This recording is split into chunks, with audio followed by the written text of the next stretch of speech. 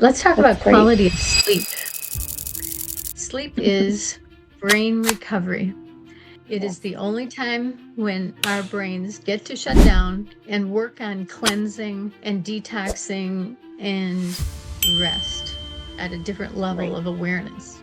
And when people don't go deeply into theta sleep and they hover at REM sleep or rapid eye movement sleep where dreams occur, that's where night terrors and bad dreams and everything. We shout, we might hop out of bed, and run after somebody. It's a lot of physical at REM sleep and a lot of danger at REM sleep. So the quality of sleep that we get, if you don't get 8 to 10 hours of sleep each night, the stress of yesterday doesn't get managed. And so you're carrying additional stress from previous days or previous thing into your next day if you're not getting enough sleep.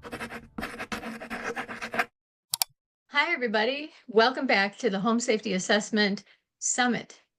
I'm so happy that you're taking the time to learn more about your own safety and the safety of your family and the safety of your elders in the family and people that may visit your home. Today, we have a very special guest. She is a friend of mine. She was an intern with me 2 decades ago and has had a wonderful career in occupational therapy. I'd like to introduce Jennifer Perino. And thank you, Jennifer, for joining us today. You are a super occupational therapist, and I'm sure that everyone is just so excited to hear what your background is and what brings you to home safety. Like, what is it that has happened in your career that enlightened you about this topic, and why are you so passionate about it? So welcome, Jenny. Well, thank you. I want first off to say thank you for having me. It's so great to be working with you again. You are such a great mentor and business owner and so pivotal in the occupational therapy field. So we appreciate you doing this. I have a couple experiences that have kind of shown me what it's like for patients and clients to enter back into the home either after an injury or just in the aging process in general. So, my first experience was a geriatric assessment center where the occupational therapists were in charge of the cognitive assessing with an interdisciplinary team, and then also doing some of the safety assessing for the home. Caregivers were coming with concerns about family members that weren't safe, and they were kind of in the transition phase of not sure if it was just memory or what they could do to keep them functioning and independent in their homes. So that was my first experience working in this like setting. And then my second experience was in a hospital setting where it was the neuro floor, so stroke patients or heart attacks or amputees, and a lot of it was assessing whether they were able to go back home independently or not, and what type of equipment needs they might have, or what would keep them safe, what would give them independence. And we found it, difficult because there wasn't really a streamlined tool that we could use to know um, how to get them safely back home and independent. So yeah, those were two of my, more adult population experiences. And then I worked in pediatrics for a long time too, doing home visits with early on in Novi. And then also um, I did a lot of home visits for community mental health agency where we were working with clients in the clinic setting and also in the home setting. So yeah, Very good. that's kind Yeah, of my so you've experience. run different settings, and that's so beautiful because each setting, it Yes. seems like we've learned more and more about about humanity. And Hmm. we work with people that had a full neurologic system and lost it.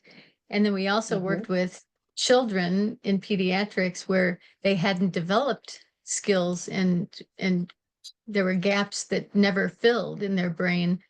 So we've had a nice variety of learning Yes. opportunities from the whole gamut in neural skills and conditions in neurology. So what I wanted to do today, because you brought up the fact that there weren't tools, and I'm 20 years beyond your experience.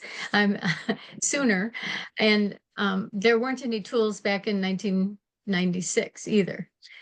So Right. there was a run of time there where you had to be really creative. You had to really know your stuff, and remember everything when you would interview a client.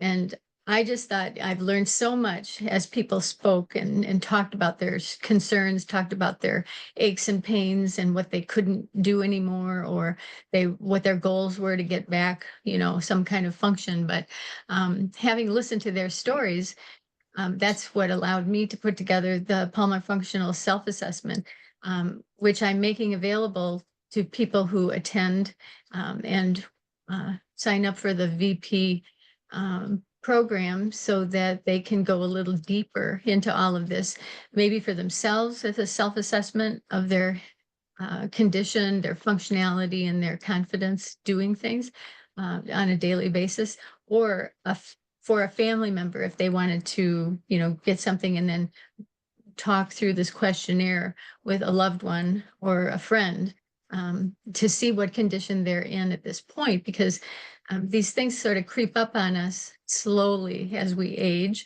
or they can come up suddenly, in an accident or a fall, or some kind of injury just from tripping at home over this threshold. So anyway, I'd like to go through this Palmer functional self-assessment together. And Okay. if you have any stories that pop into your mind about, an experience that you had as we're going through this, please just go ahead and share it. Okay. Sure. Uh, Absolutely. okay. So the first question that I always ask people is, have you had any falls in the last year or two? And I really widen that out because a lot of people won't remember, oh, yeah, I fell last November or something like that a year ago. Or Mhm. um, they might not want to share that they've had a fall and are a little embarrassed by it.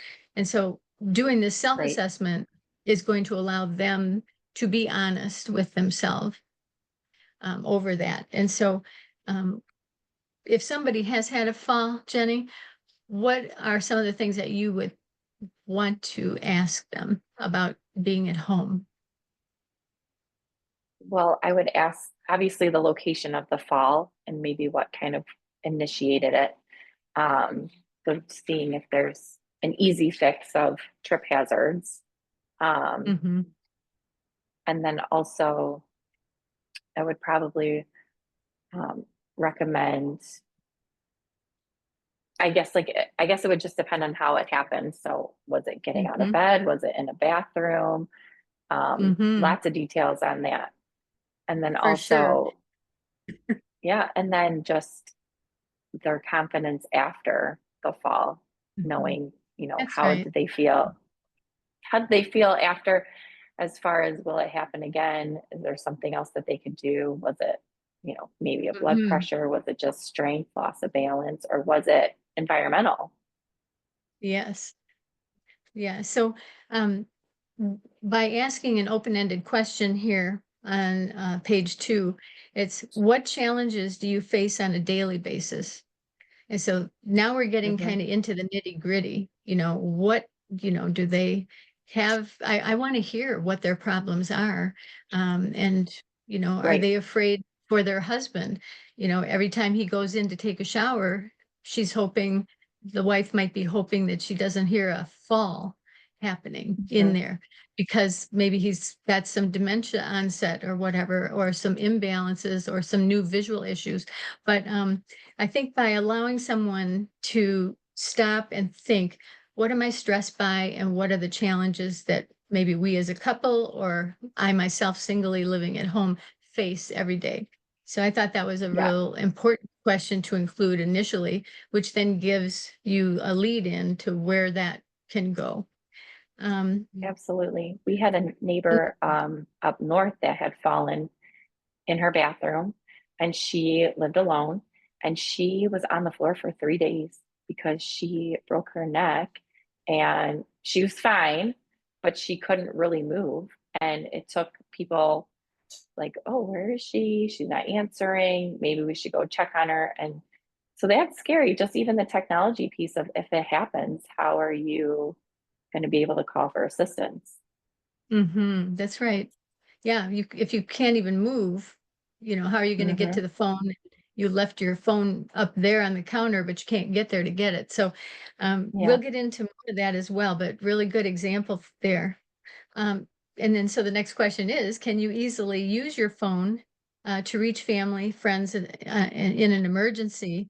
Um, yes or no? And some people, yes, they can, but some people are still trying to figure out. They push and push and push buttons and they get so frustrated because they hang up on people or they, just don't know how to use something. And I was one of those people. It's like if it isn't in front of my face, it's out there in cyberspace somewhere, but I don't know how to get there. And so knowing how to Right. use a phone, I think is a life-saving kind of thing. So, um, and then what is their goal? Do they want to stay in this home for the rest of their life? Right. Or are they overwhelmed by how much effort and almost too much effort it would take them to downsize, to begin to purge things from their home, to downsize and even move to a smaller location or into a different kind of community, maybe an assisted living community? But people are afraid and they are also overwhelmed by this. And I know people in my family who they've gone through this, and unless you have family or friends to help you, but oftentimes our friends are the same age and they're facing the same Hmm. difficulties. And so that Yeah. interchange that we used to have as younger people, your age, we used to have more physical strength and whatnot. But so anyway, knowing what someone's plan is, like, should they put the money into the things that you're recommending at the moment?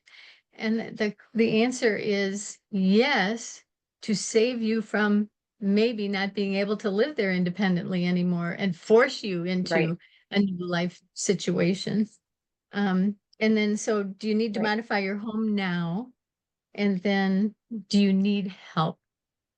So that's a big question. And who Hmm. do you have in your life to help you? So do you have anything you want to add there? Um, no, I think that that pretty much covers it. I know it's probably hard for people to ask for help. That kind of that loss of independence is difficult. So navigating a way to kind of make it fun and explain like, oh, we have all these great new technologies and tools, and we want to try to keep you here as long as we can if that's your goal. Um, Hmm, it's a good way to put it because I think that it is. sometimes with the self assessments they want, and if they want to stay in their home, it's kind of navigating that emotional and mental connection to their independence. Hmm. And it brings up grief, if you have, Hmm. say that you've lost a spouse and you haven't even been able to clear out his belongings from his closet, or, you need the space to just, you need the space to grieve and one's readiness to move forward, or do they just get stuck? And it's really important in that mental health area to assess someone's comfort level and their goal here. Hmm. So there's a lot Yeah, that can be definitely. addressed as an occupational therapist. Are you able to confidently dress yourself without assistance, without pain, including fasteners? And Right. why is that important, Jenny, to know? Why would you want to know those things? Well, I think that's just a fundamental um, element of being independent is to be able to dress yourself to go function in society, have visitors, make your appointments. Fasteners, obviously, that's one of those fine motor skills that occupational therapists are great at, helping assist with. But yeah, so I feel like those things can be tougher, but we have lots of tools that can make it easier for them. which is great, Good point. Good point. right?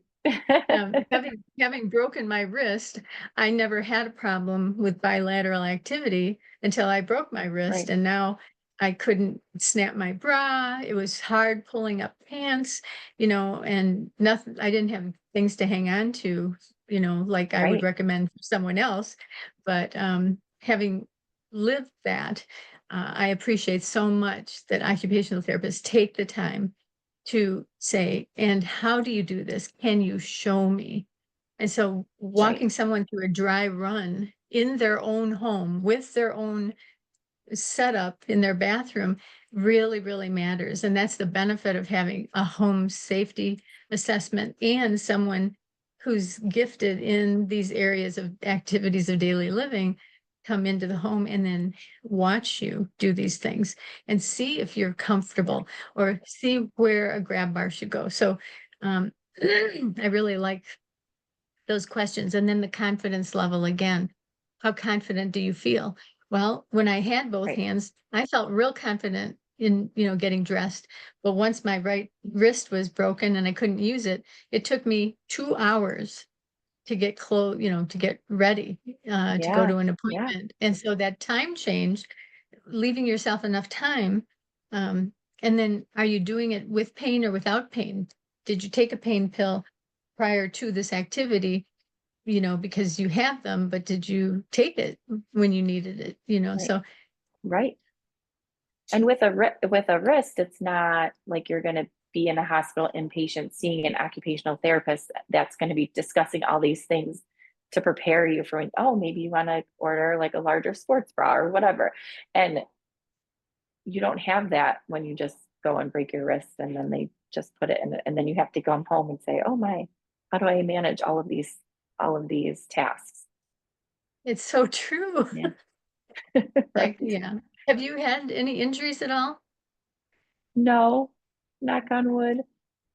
Yeah. But So, even just small things like pregnancies, and I would work on shoe tying with kids that might have been a little overweight, and like, and then I could sympathize, like, wow, I can't, how am I going to get my shoes tied? Like I'm, can't reach them, or how, even getting dressed, I had to wear compression socks and tights with some of my pregnancies. So just even that, modifying that, like, how do I get these on? So yeah, there's a lot of, there can be a lot of challenges, and but no, luckily I haven't had a lot of injuries, but I am a fainter. So that's been, a challenge from being home and falling. I did have a fall and hit my head with that. So oh, that's I'm kind sorry of to a hear that. separate Yeah. medical, it's manageable, which is great, Hmm. but does cause some anxiety when it happens at first about being alone and what do I do and all of Hmm. that. So yeah. So the confidence level, is Hmm. really important for someone, and it can be impacted by an emotional event versus the stressor can be internal or a stressor can be environmental or an incident that happened like losing a spouse. So um, we just there's no blueprint for this. When something Right, happens, you don't know what to do or how to act or who to call or what to think, or just all sorts of things are happening in your mind. And so having support, I think, is really a real great step, and an occupational therapist coming to your home would be great. So right, absolutely. some yeah, some of the recommendations in that section for needing help with dressing, or I'm independent and I have no problem. It might demonstrate a need for energy saving conservation or work simplification and safety strategies. You might need grip and pinch strengthening.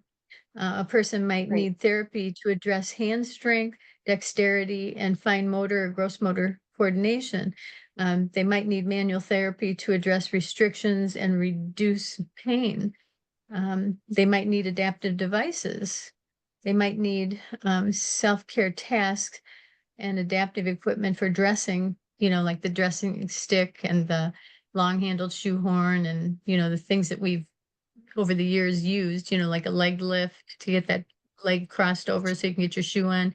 Not that you needed that, but Right. that's what it reminded me of. Right. There are people who can't cross one leg over the other for one Yes. reason or Yes. another. Um, Now, about toileting, are you able to confidently toilet yourself without assistance, without pain, including hygiene and clothing management? And Right. then do you have grab bars? Yes or no? So we've gone into toileting a lot in other um, sessions here in the summit, but do you have any experience or a story that you want to just tell about someone who you helped in the area of toileting? Do you remember someone's victory or that you recommended a different thing, a different toilet size or an Well, adaptive one device? challenge that I did find from discharging patients from the hospital was wheelchair accessibility fitting in doorways going into bathroom, to use the bathroom. Um, Mm-hmm. so that I know was a big challenge for some of our Mm-hmm. patients that were going back into their home that had a wheelchair.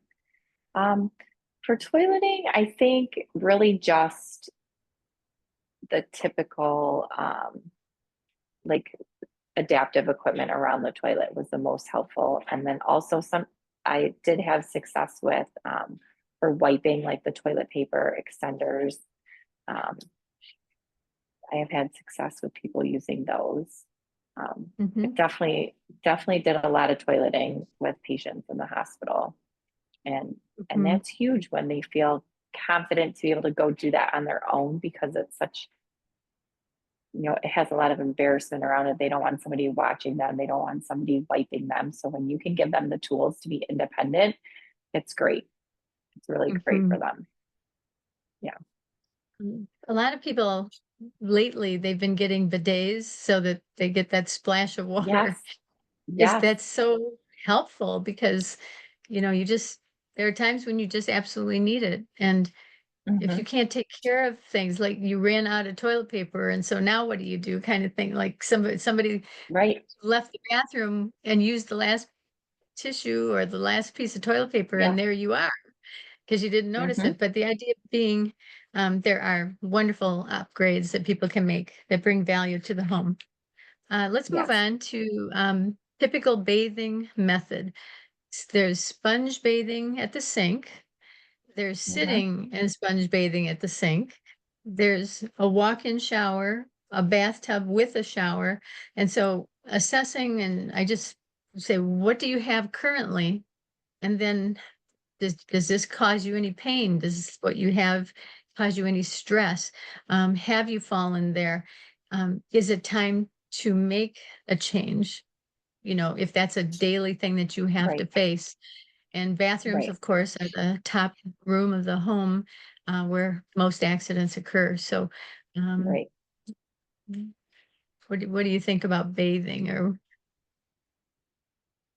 Um, I definitely think this is one of the areas that safety is like top priority because with water and if there's a tub getting in and out, tile everywhere. Um, that's what happened when I fainted. I hit the only real tile in my entire house, of course. So I had to go get staples in my head. So yeah, it's definitely an area that you need to be safe. And I feel like people compensate a lot with towel racks and hanging onto the curtains that just aren't safe in a bathroom in a showering, it, setting. they But look again, secure just like until you hang on them. yes, they look secure until they're not. Yes, I saw you see that a lot. And again, I feel like bathing goes along with toileting. If you can give someone safety and independence with that, even if you're, you know, um, have to hand them, the extender for the shower, but then you can like leave the room and then they can have that independence. It's great. It's great to give that to them. Mm-hmm. One of the things we had a woman who she's a manager at a business that sells amazing adaptive devices for towel bars that are really grab bars and have wonderful weight Mhm. tolerance for hanging, that don't come off the wall when you use them. But the the reason an occupational therapist can be helpful there, is because people vary in size, height, their strength is they might have weaker strength on one side. And so what's been your experience with placing and recommending the height and the placement and the directionality that you think that the patient would benefit most from when it comes to towel bars and um, tub vices and things like that? I think what I found helpful are seats, having like a seat in the shower so they're not standing um, Mhm. as much and moving if there's balance issues. Um, the handheld shower has been really helpful for patients that I worked with. As far as the grab bars, I feel like you almost can't have too many as far as like in the shower, coming out of the shower, transitioning out. Um, Mhm. yeah, I guess it just depends on the ambulatory needs for that, but absolutely in the shower, um, and then coming out of the, out of the shower. Mhm. Beautiful. So yeah. Um, I was always people would go to the store like CVS or Home Depot and bring home a tub chair, but they couldn't Mhm. step over the tub to get there. And Right. so Right. one of my favorite products was the one made out of PVC pipe, and two legs came up and over. Uh, it's a Carex company, made the most durable. They don't wiggle. The big rubber bottoms on each leg is like half of a tennis ball, and it had a lot of flexibility so that a person sitting down, the chair would not move. It wouldn't make noise or squeak or any of the things that can really worry a person. Like you can become anxious because it sounded like something snapped or, Hmm. it moved on you. And when you need stability, that is one place you do not want to feel like you're going somewhere when you try to Correct. sit down. Yeah. So tub benches can really make a difference. And that's why you need an OT to determine, are Hmm. you someone who should be stepping up and over the tub, or should you eliminate that task, sit first, and then one leg at a time over from a sitting position is really the safest for those people who really just shouldn't be Yeah, because stepping over. sometimes we would stick the seat half in the shower and half out of the shower so that they could start the process, kind of almost like you're Mhm, saying, like sitting out, on the side that's where the tub wall is, and then they could do the one leg and then the one leg and then kind of slide over and then into the shower. mhm, So yeah. mhm. And that, like putting a towel down, a dry towel, when you're sliding Hmm. in, it's easy to slide Yep. over on a dry towel. And then when it gets wet, it actually cleans your hind end before you You're come right. Right. out. So it's a Yeah. two for kind of a benefit there. Right. Okay, so let's see. Are you confidently eating meals without assistance? Are you confidently making meals in the kitchen without assistance? And how safe do you feel? Have you changed the way that you eat now? Are you doing mostly cold meals because you're afraid to use your stovetop, or you spill things that you're bringing hot out of the microwave? Like looking Hmm. at the kitchen and the things that you do in the kitchen and food preparation, especially when you live alone. Do you have anything you want to mention about that? Well, I feel like the kitchen is probably up there with the bathroom as far as safety, like you're saying, is accessibility from getting the food to using the tools to either open a can or using a knife and then using the stove um, safely.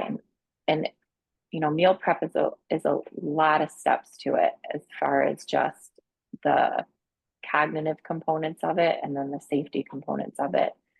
And yeah, when I went on the trauma burn unit, there was an elderly woman that had been boiling pasta, and she went from the stove to the go to the sink and spilled water, the hot water, and then slipped on the hot water and dumped the whole boiling, yeah, container of hot water all over her torso.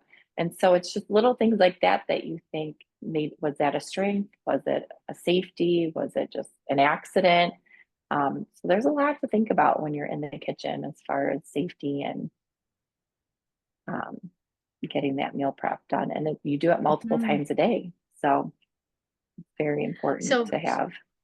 exactly. So one modification that came to mind is take the pan and slide it right next to off the burner onto a Mhm. heat capable countertop or what do you call those hot pads or something like that, and Yeah. just do Mhm. it stage by stage by step by step by step until you reach the sink.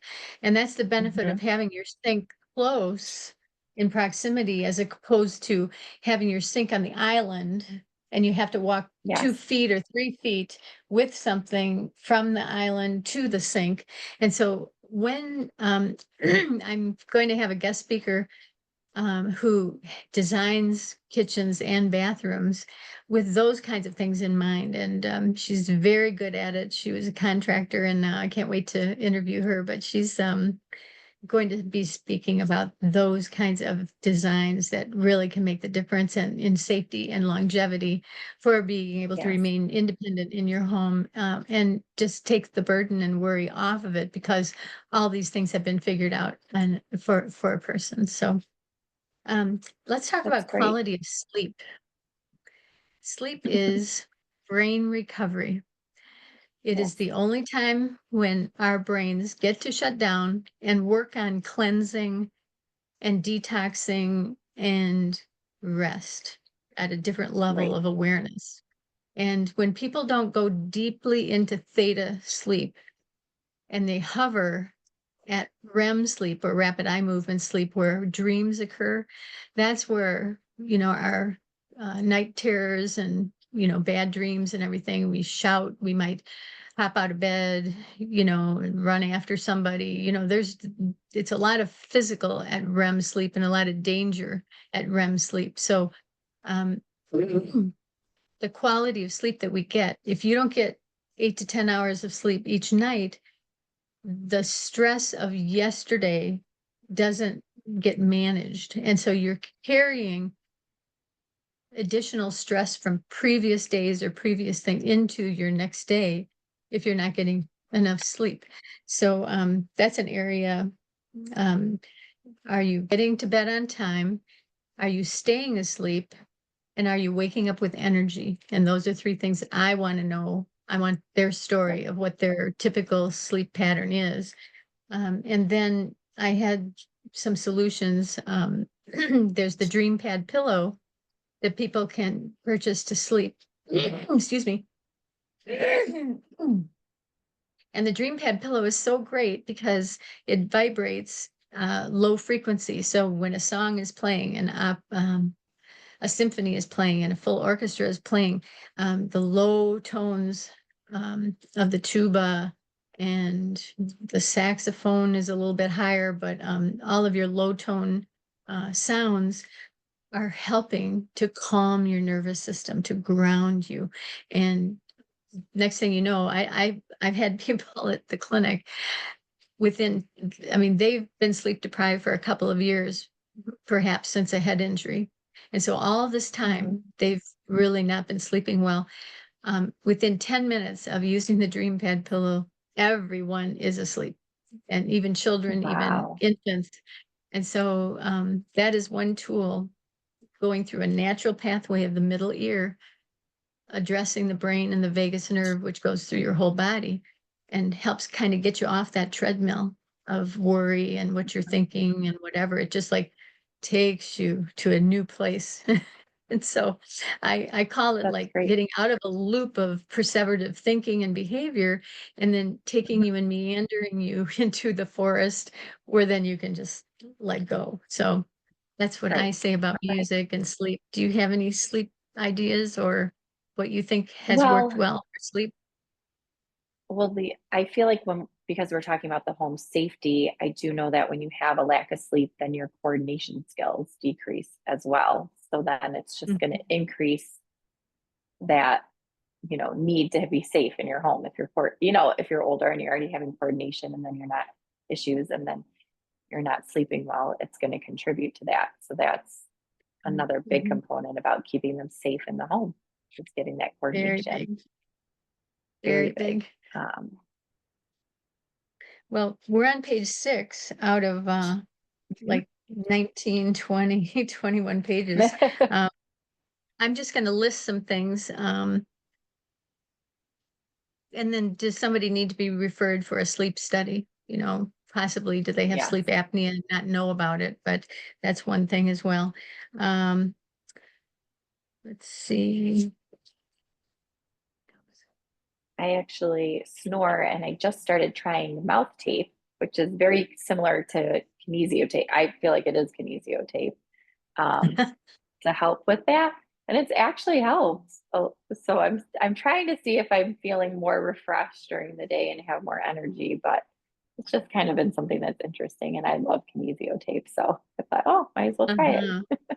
Oh yeah, that's a That's, great idea. I hadn't heard or thought of that, but I would try that if I had that issue. Um, yeah. how about Yeah. It's a handwriting? simple. Oh, sorry. I'm so sorry. Nope. I Go ahead. switched to Go ahead. handwriting. If someone is struggling with handwriting, um, there's things that can be done to help with handwriting. There's little Mhm. gadgets to hold a pencil for you, and then you just move your shoulder and wrist, and it'll write. It'll stabilize the pencil for you if you have like arthritis and whatnot. So there's a lot of things OTs can help with, because everybody needs to be able to sign papers these days, and especially when you're alone and now you're responsible for um, medical things and signing off on this document and these legal things. So I think handwriting is something to address with them. And then reading, people having uh, is a person reading as well as they used to. And like we'll recommend, when's the last time you went to see an eye doctor? Because Mhm. not seeing the step, not seeing the hallway carpet, not seeing, how high to raise your leg to put it over the bathtub. And once that vision starts to go, uh, that can be very dangerous for people. And so adding things like tape on the front edge of steps will give them more of a visual cue, especially at night, a visual for how to step properly and how far down is that step. And it increases someone's perception. So little things like that are really helpful. Mhm. Um, Absolutely. what about, I ask a person, are you having any trouble tracking dates and times and appointments? So, Right. helping them with a day timer, or I see a day timer, yeah, like a timer, no, like a planner would help very Right. much, in that case. We just have to remember I to look use at it. Alexa. Yeah, I use Alexa a lot for just my own staying on track with things and my children. And someone gave me that Yeah. tip to do a daily reminder. And so it was amazing for getting ready for school. Alexa at, 7 o'clock would say it's time to brush your teeth. At 7:10, it would say time to get dressed. And 7:15, like 5 more minutes to leave to school. And it wasn't mom yelling, at the kids, like, get your shoes on, do this. They would hear Alexa. And when it was novel, they were like, Alexa says it's time to brush our teeth. Let's go brush our teeth. And so it really took a lot of strain off of just repeating yourself to get that task done, especially in the mornings. And so I What set a a lot of great reminders like suggestion. take 8 o'clock at night, Alexa comes on and says, time to take your vitamins. And I'm like, oh yeah, it's time for my vitamins. So there's a lot of tools out there that can be helpful for those keeping you on task. And that was the next topic, is how are you at taking medications, remembering to take them? Have you ever taken too Mhm. many? The danger of Yeah. self-medicating. Yeah. So that Alexa app is my solution from this day forward. And Yeah. I'm sure so Time many to take people it. will do that, benefit from knowing that. Yeah. Thanks for sharing that, Jenny. Yeah, Let's see. absolutely. Uh, let's see, some people want to return to driving, like maybe they've had some kind of surgery or whatever, and then going and driving, getting back in that car. Maybe they were in a car accident, and so getting in a car and getting in, holding onto the steering wheel, which is the same position that they were in when the accident occurred. Maybe there's some anxiety and whatnot there. So one of the things that I Absolutely. used to do is test people, and I use the interactive metronome as a test and a training tool so that people knew that their timing was back to normal, that their reaction time would be there, their foot would move as, at the right moment to put the brakes on if necessary, that they were paying attention to their movements, their motor coordination and their timing for that. But, so there are interventions that people can have as a home unit. Even I know the interactive metronome that came up with home unit, and all you need is a therapist who's trained in advanced training in it, um, to guide you and give you the sessions, to just link you right up and let you do it at home. And not everybody Mhm. has a computer, so some people would need a therapist to actually come to the home and do these things. But there are home therapists out there, and there are also virtual therapists who can set up somebody's program for them, and then they go through the training themselves, because there's videos to say Right. how to do this, how to do that. But timing, sequencing, and motor planning, if it's off, then there's things you shouldn't be doing. You shouldn't be driving. You should have somebody with you when you're on Right. steps. Um, so those kinds of things. Let's see. Yeah, that's great. Driving's huge. I had a neurologist friend that said he has a hard time finding where he can refer his patients to get back to independence with driving. So I know that that's a big need out there too. So that's Mhm. great, using the interactive metronome to get them feeling that confidence back. That's a great idea. Really I like true. that. Proof is in the pudding. Right? Oh, yes. And Yeah, it's you're either measurable. on the bell or you're ahead of the bell, Yeah. too anticipatory, or you're too delayed, and you're not gonna get that foot to the pedal Yeah. to make Love that that. break in time. Yeah.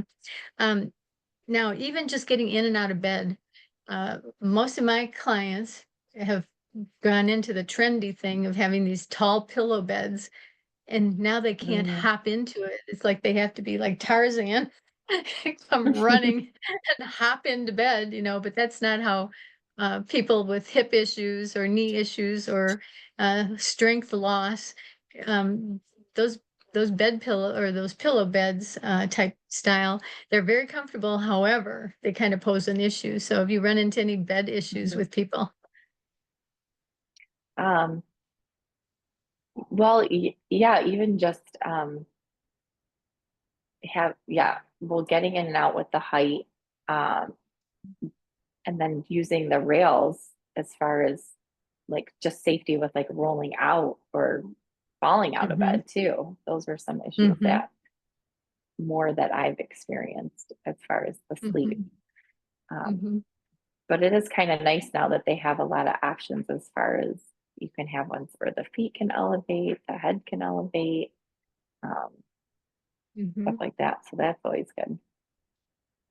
But yeah, I I know. think I saw more of needing like the rails put in place at home just for helping. They would use it to get in and out just from Mm-hmm. having the strength to need to sit up and move. Mm-hmm. Well, that's really good. And there are different styles. Some have arms that go in between mattresses for stability. And then there are other handrail guardrails that have two legs that go down to the floor for stability. And Hmm. so having an OT match the bed to the adaptive device and how you're going to have to use it for stability, it really matters. Yes, So yes, I think that would be a good time to bring an OT in if you are afraid of falling out of bed, or you need to get up at night, but you need a little help with leverage. That would be a yeah. great adaptation. Um, let's see, how about standing and tolerating at the sink? You know, Hmm. people. they lose balance, or they um, become weak the longer they stand. And so um, I just talk about having a chair or a bench at the sink that they can sit down on.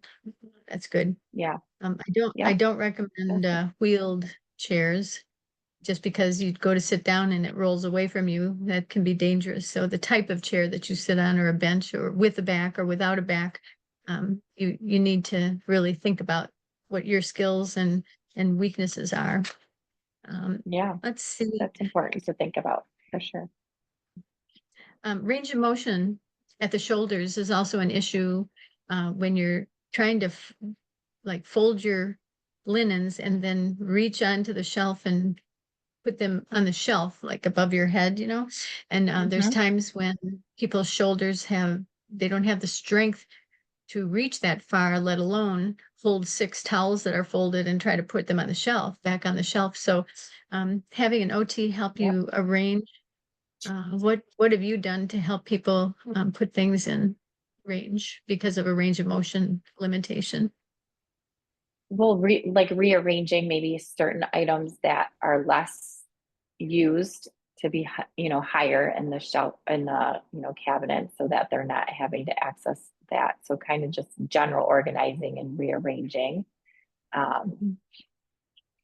you can definitely have drawers modified where they can pull out or roll out, and not to the point where you have to replace that door, but they do sell nice items that can slide, that you can kind of put in there for that. Um, Mm. yeah, I I like those I'm a pull big. down cabinets, the pull down from the kitchen cabinets overhead. Hmm. Those Hmm. shelves pull down and everything in it comes with it. And then you just push Yeah, it back up, grab your salt and those are pepper, and nice. then push it back up. Yeah. It's Yeah, easy. yeah, It's a nice thing. And then yeah, removing cabinet doors, like a lot of people are going to open shelving so they yeah, can see where something yeah. is on the shelf, rather than where did I put this? Where did I put that? Hmm. So, Yeah, I think just general organizing for that, and then rearranging for the range of motion piece and the strength mhm, piece, heavier items maybe at a level, like level with your arm, and then lighter items up above. mhm. Then there's cognitive, and I remember a gentleman walking in the neighborhood, and I could tell that he was lost. And Hmm. I had to the mailman came by, and I stopped the mailman. I said, "Do you know this gentleman?" Because usually, our mailmen know who Yeah, we are they at are each pretty house. good. Yeah. They are really good that way. And so anyway, he said, "Well, he's not on my route, but I think I know where he lives." And so the gentleman, the mailman, he drove his truck to where the gentleman lived, and alerted the wife that he had Wow. found him over here. And so then she drove and came and picked him up. But that was a real eye opener for me, because that got me thinking about when we're in the hospital and you're working with somebody who gets up and leaves, or they're a runner, or they at Hmm. night they fall out of bed or whatever. And so there's those triggers that ring if their weight lifts up off the mattress of a bed, or if they get up out of a chair, there's an alarm that goes off to allow staff to know that this person is out of their chair. But applying that in the home, it would be things like the technology for door opening and window opening and closing, to Hmm. alert. And all she had done was walk into the bathroom to go to the bathroom. Like, who Yeah. doesn't need to do that throughout the day? Right. And Right. And then he was, yeah. then he was Yeah. out I and think gone, and the, he was so happy. He was such a yeah, sweet of man, course. happy to see the Of world course. again, perhaps, but just to say, yeah, those things. So, and we do Yeah. have a For my special. flight, Mhm, for the ones that I had that were more like a flight risk like that, like leaving the house, we did those door charms or alarms a lot. And they're not difficult to put in, and it just kind of does that beep when mhm, the door's opening. So you kind of know, oh, mhm. where are you going? That's So right. yeah.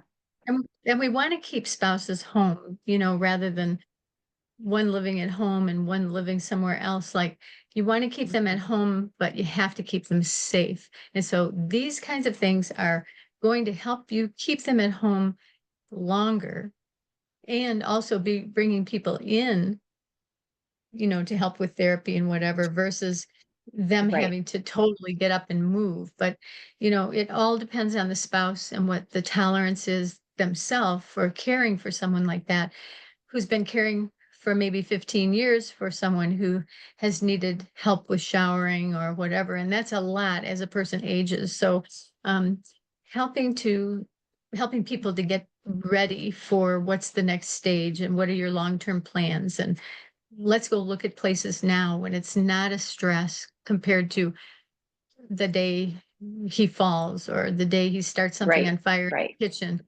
Those are stressful days. And so having all these plans laid out in advance and going and visiting this place and going and visit somewhere else and getting a feel for, oh, I have confidence in this location for my husband to go to or my wife to go to. So I right. think all of those are good. So anyway, I just wanted to I've come Fabulous. to an end here, and our Okay. time is flying. But Jenny, I Yeah, really I appreciate. know. I always need someone to speak to in order for these topics to come up because it's the stories are nicer when you can share experiences that are real rather than R- wonder. There's no Right, wondering about right, things that we've witnessed in our lifetime and as therapists. And all we've ever wanted to do is help people be safe and happy and confident and help them be independent, really has been our philosophy right, in treating the whole person, body, mind, spirit, and soul. right. And just these And are every these are all person's different, and then their homes are different. So we have to be so creative. And, you know, of course you can do chairs everywhere, but it's really good problem solving as an OT to kind of see the home environment too, instead of just saying, oh, use a chair, use this, because there's so many challenges and so many differences in Mhm, all the spaces that you're evaluating. So yeah. right. Oh, I also want our audience to know that Jenny is going to be available. And one of the bundles is like getting an ebook and then a 1 hour consultation with an occupational therapist. And so Jenny is going to be available for consultations in the near future when we get that all set up. And it's going to be soon. Yep. And we're hoping Yep. to launch the end of June. And so, uh, Jenny, you were the first person that I thought of to come and help me with this because of your experience, but your kindness, your gentleness, your big heart, and um, Oh, and that's the so ease sweet. with which we can work together. So I know that anyone who calls you that has filled out their Palmer functional self-assessment and filled out their home assessment, safety assessment and checklist. And once they have the workbook where they can fill in the answers for the kitchen Right. about their kitchen and about themselves, and then put that information together and go over it with them, it will be clear. You'll be able to recommend um, a CAP contractor or a CAP's OT come to their home. We're just here Right. to do a consultation and a review of the things that we've gone over. So I know people will be giving you a call. They'll be signing up for a 1 hour Yeah. consultation, and we'll put those links below. I believe that they can just go to our webpage, which will be a click at the bottom as well. But thank you very much, Jenny. Great seeing you, and Yeah. Thank you look for forward to having me. working together. You're Yay. welcome. Sounds good. Thank you so much for this opportunity. I look forward to working with you as well again. This is great. Yay. Yeah, thank you. Yay. All right. So You're goodbye, welcome. folks. Take care. Bye. Thank you.